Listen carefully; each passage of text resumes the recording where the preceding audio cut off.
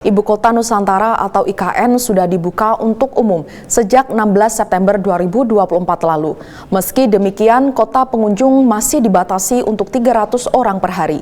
Bagaimana cara masuk ke kawasan IKN dan seperti apa progres dari pembangunannya sekarang? Berikut laporan selengkapnya dari tim VOA.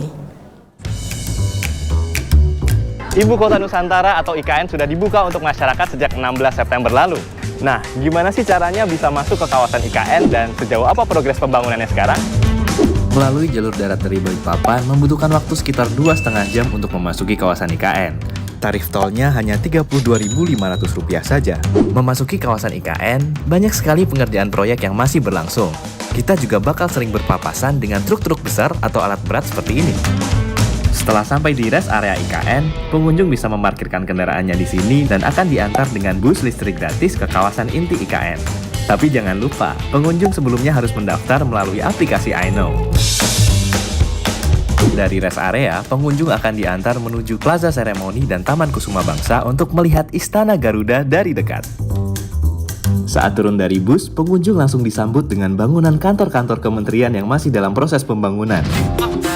Dan ini dia, Istana Kepresidenan di Ibu Kota Nusantara. Istana ini terdiri dari dua bangunan. Yang berbentuk sayap burung Garuda, itulah tempat Presiden berkantor. Sedangkan bangunan yang berwarna putih adalah tempat Presiden menerima tamu-tamu kenegaraan.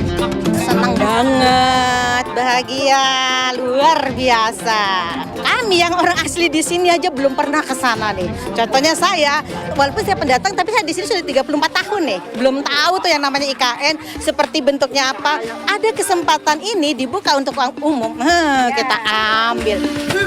Ini adalah bukti dari konsep seeing is believing. Lihat, yakin, dan menimbulkan rasa kebanggaan terhadap Ibu Kota Nusantara. Kami tidak memilah-milih siapapun boleh masuk ya ke tempat ini agar masyarakat bisa menikmati. Ini adalah ibu kota milik semua.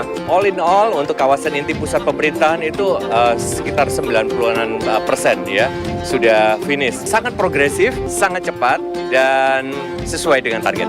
Tapi kenapa ya Istana Presiden dibangun lebih dulu di IKN sementara gedung DPR dan MPR belum ada?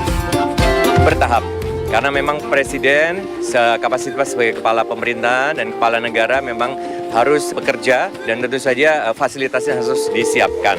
Dan untuk lembaga legislatif ya DPR, MPR itu bertahap dan akan segera dibangun. Tidak jauh dari Plaza Seremoni ada rumah sakit vertikal Kementerian Kesehatan yang juga masih dalam proses pengerjaan. Ini nanti mestinya kalau sudah jadi semuanya tidak ada lagi masyarakat kita yang pergi ke Malaysia, ke Singapura, ke Jepang, ke Amerika untuk kesehatannya. Tepat di seberang rumah sakit terdapat sederet rumah-rumah menteri yang sudah selesai dibangun. Dan yang ini adalah rumah susun untuk ASN. Para pengunjung berharap pembangunan IKN bisa optimal di masa pemerintahan baru.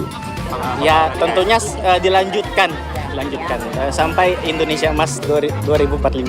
Meski demikian, pembangunan IKN tak lepas dari kritik. Secara teknis pembangunan kotanya kita apresiasi. Yang jadi catatan saya kemarin keterburu-buruan pembangunan sebuah kota membuat pembangunan kotanya ini menjadi tidak jelas. Arahnya itu mau kemana? Misal umpamanya target upacara 17 Agustus 2024 kemarin ya. Akhirnya kan ditarik mundur semuanya. Jadi menunjukkan bahwa perencanaan tidak matang. Ya, tidak mengikuti tahapan-tahapan secara alami. Nafsu pembangun kota yang salah arah. Ingin membangun kotanya dengan cara cepat, dengan cara instan. Akhirnya keselarasan tata ruangnya, investasinya itu saling bertentangan.